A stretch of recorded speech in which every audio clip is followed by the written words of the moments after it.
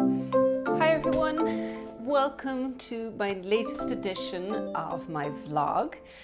It is cooling down a little in Cork here. I don't know where you are in the world. If you're around Europe, you're probably, hopefully, fingers crossed, coming to the tail end of quite an intense period of heat waves and extreme heat. So this last week in Ireland, we've hit a peak temperature record, like highest in the first time in I think 135 years. And I think London and the UK in general were the same. So it's getting hotter. So it's actually been something we've been thinking about a small bit around here, is knitting in the heat and what you do in the heat to kind of keep cool. I don't know what you do. Part of it for me is I find that my knitting tends to get moved to times of the day that it's cooler. So I'll knit a little later in the day. Like it might be normally in winter time, by the time I settle down, because it's darker, I'll probably settle down to knitting at like 7 o'clock in the evening and kind of hang out there until I go to bed, more or less on and off. This time of year, it's much brighter outside, and with the temperature getting warmer, it's not necessarily as pleasant to sit and knit earlier. So I find that I'm busy and I'm doing stuff and I'm in and out of the house until like usually 8:30, 9 o'clock. So it's actually several hours later before I'm physically sitting down and not moving. And that actually makes a big difference because it's cooler. I leave the window open. By then there's a good breeze coming through and it feels quite pleasant to sit down with my knitting. I'm always out of kilter with the types of things I'm knitting because as a designer, you're knitting for seasons in advance. I mean, to a certain extent as a knitter as well, I think that you're rarely going to be knitting the summer knits when it's summertime. It's more likely to be that you perhaps do it the year before or a previous season. So a lot of people are probably knitting through getting ready for autumn at this stage. And definitely from a designing point of view, that is extremely true for me. So I've got like, these were finished, well, it was obviously a couple of months ago, the Ualach sweater for the last edition for the Celtic Knits Club. That's a little heavier. It was finished a couple of months ago, so it was still a little bit cooler, but the model shots for that, and particularly for the wrap version of it, we had to take photographs really early in the morning. We went out, like as soon as we had good sunshine, we went out and did them because the rest of the temperature of the day skyrocketed. And I was modeling with head to toe tweed suit, so it worked well in the photos, and you can't see me sweating because it was too early in the day.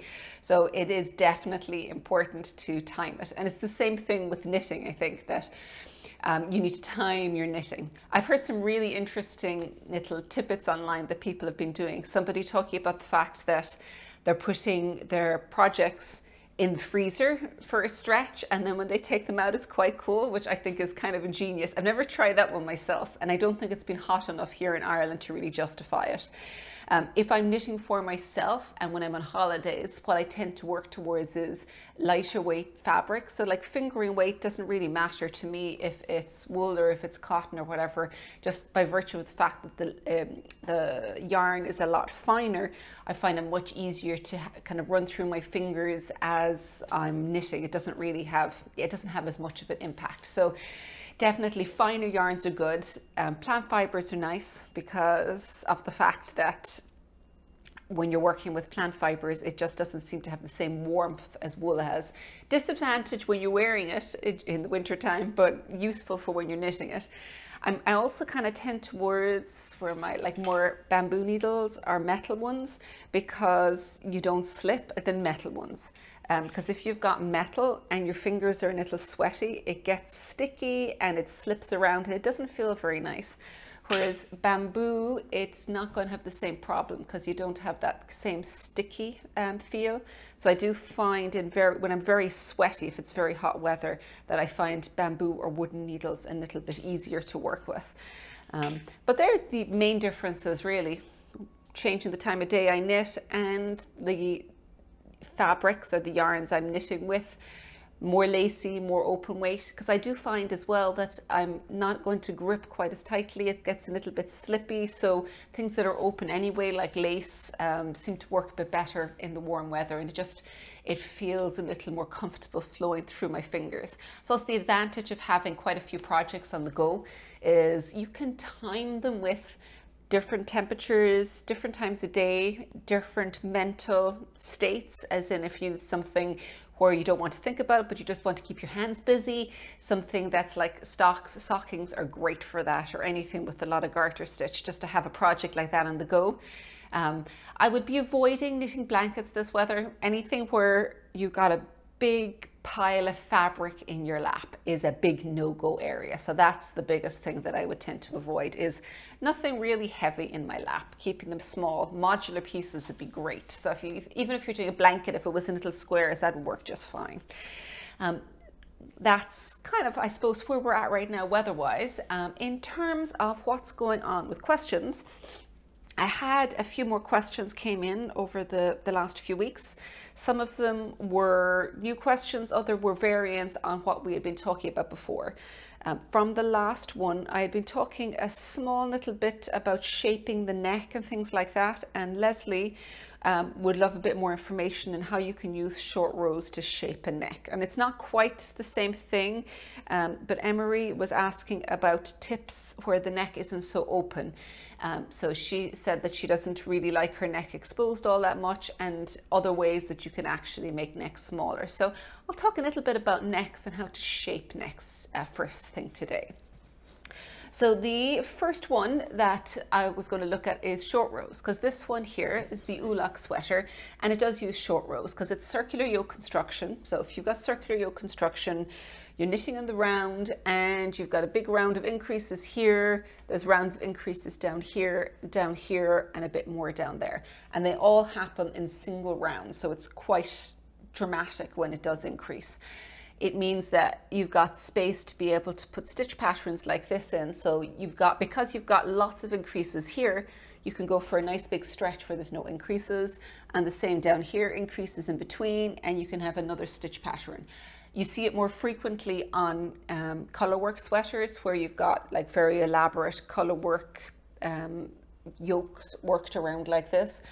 Circular yoke construction is really handy for that, because you can do just the color work and it's not getting interrupted with the increases. But one downside to the circular yoke construction is, by its nature, the front and the back are the same. You don't necessarily have a difference between the two, and that's really not great when worn, because what it means is either the front is going to feel like it's up too high, or more likely what ends up happening is it's a bit open, and so the front is very low and the back is very low, and there's no difference between the front and the back. And it does feel more comfortable to wear a sweater where the front dips down a little and the back comes up a little.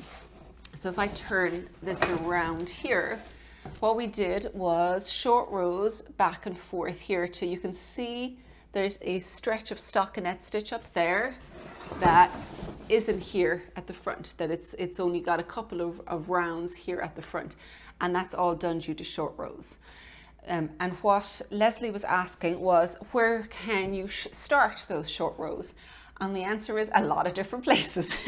And the reason I say that is, depending on where you start them, you'll create a different end effect. So if you want to create it where it's actually more of a scoop neck, you can come across and start your short rows very far out here and then work them a little less coming out this way, or vice versa, start them on the shoulders but just kind of work in a little towards here. And so what that will do is it'll mean that all of that section from across the back, the shoulders, and across the back of the neck is going to be higher, and then the front will have a dip down, so more of a scoop neck down.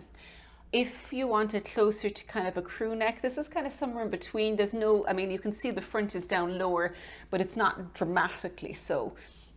And for that, it would have started kind of around about each of the shoulders and then worked across the top of the shoulders down to here. So you can see like a few little short rows worked across here. So it kind of ended around here when we finished. So a little bit wider. And there was also not a huge amount. There was maybe like an inch and a half worth of extra rows worked at the back to bring it up. So that's enough for it to fit nicely, but to not give you a very dramatic scoop out the front. But if you do want a big scoop out the front, what you will end up doing is you'll work more short rows than that, and you'll start working them further over towards the front so that there's only a very small amount in the very middle of the front here that doesn't have short rows.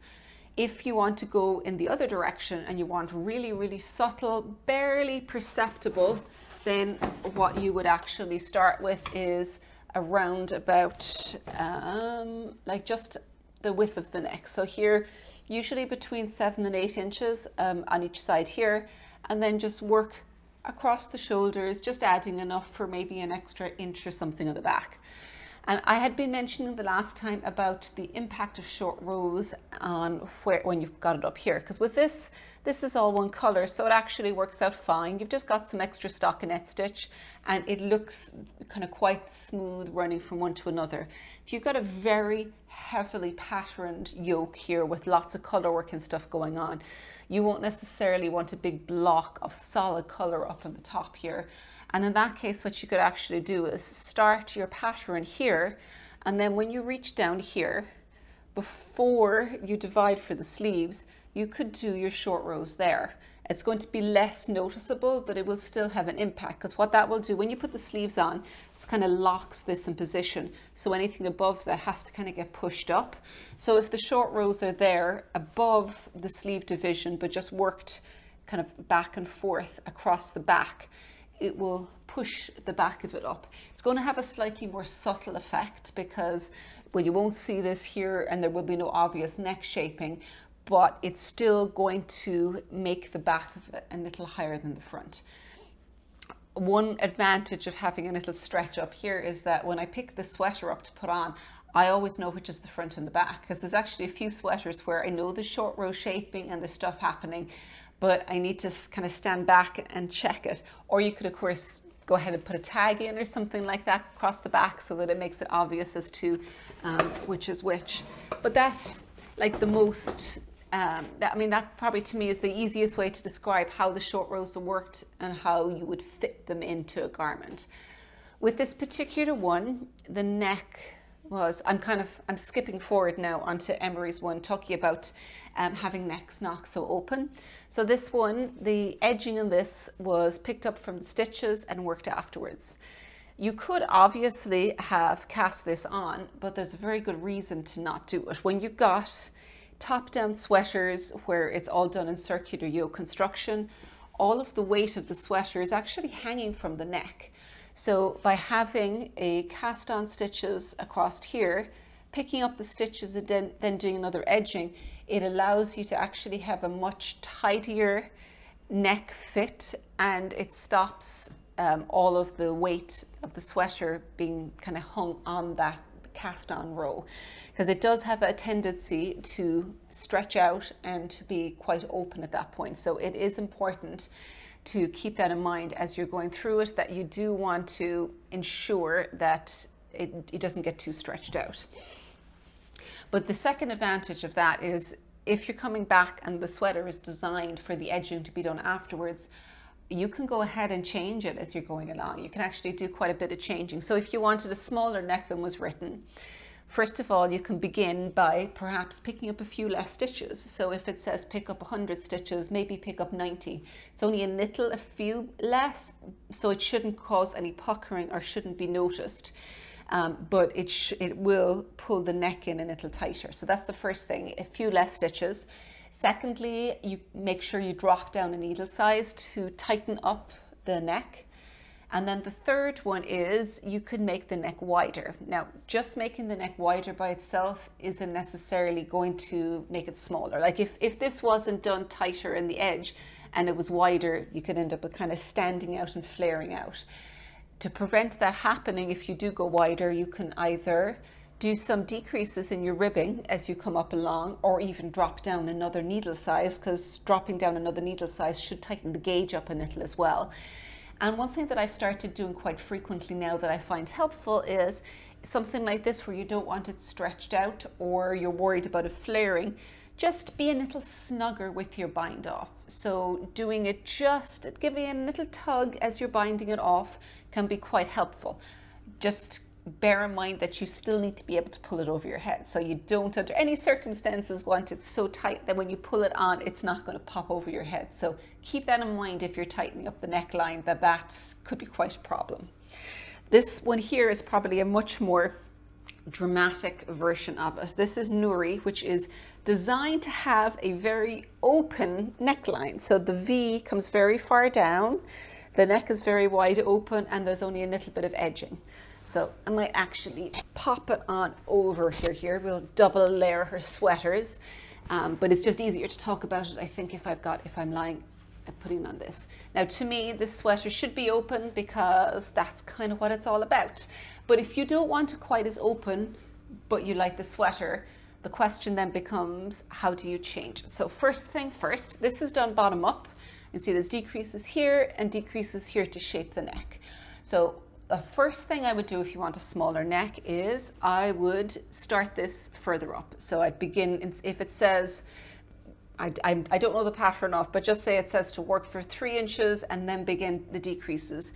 Maybe work for 4 to move this part up a little bit, and then do slightly less decreases, which will mean that the neck isn't going to be quite as wide.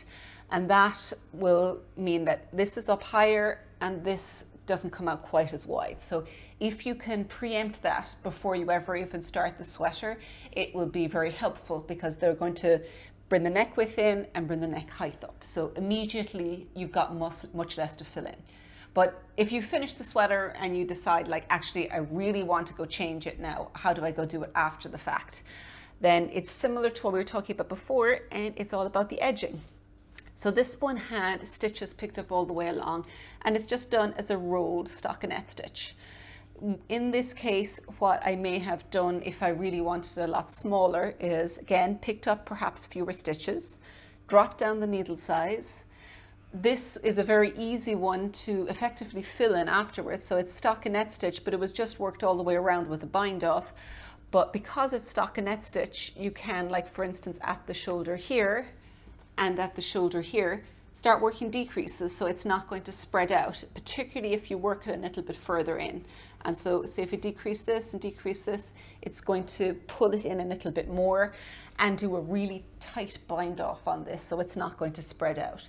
So all of those combined should make a big difference with how the neckline lies.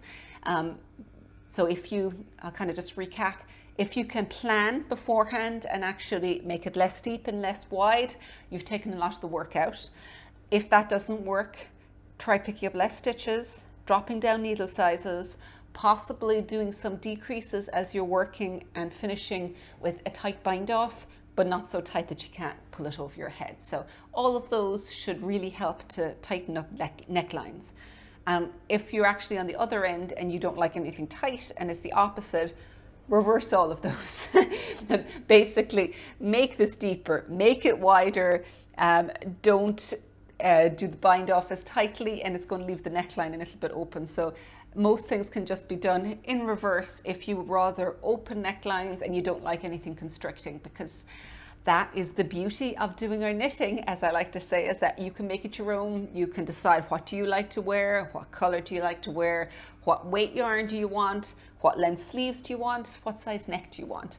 Don't be afraid to make the changes, and even after you finish it, neckline's really easy to change. Just pull out the neckline if you didn't like it, redo it on the sweater, make it smaller, bigger, whatever is going to work so that you will wear your sweater, because there's no point knitting one if it sits in your wardrobe and there's something you're just not quite happy with. Just go change it. It's, you know, there's no reason not to change it. Same way as when you're fixing mistakes. If you're afraid of fixing mistakes as you're working through something, what's stopping you? Just drop those stitches down, try it out. Worst case scenario, you're just ripping it out anyway. I mean, at least that way you gave it a shot, and if it doesn't work, hopefully you've learned something, and all you've lost is the time it took you to drop back down. So I'm a big believer in trying to fix things on the needles before you ever rip the entire thing out. It's well worth trying. So that's the first couple of questions we've answered. I think the only other one was Ross Lee was asking how to not work a steek if there was a steeked cardigan. So the reverse of what I was talking about last week. I might actually start talking first of all about this sweater and the potential for steeking it, because I had somebody ask me about it. So this is top down circular yoke construction. If you decide you wanted this as a cardigan, main thing you're going to run into problems with is your cables, because the cables are circling around, so you don't necessarily want to cut down in the middle of those.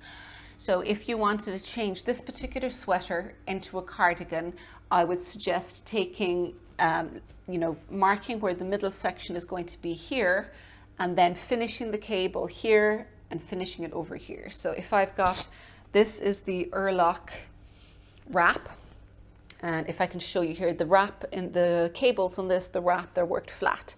You'll see what I did is, instead of continuing and crossing over, the end ones at each side just finish. They just have a, you just knit those rather than actually making a cross with the next ones. So that's what you'd want to do if you wanted to change this into a cardigan, is you leave the middle one out and then you leave that straight, you leave this straight.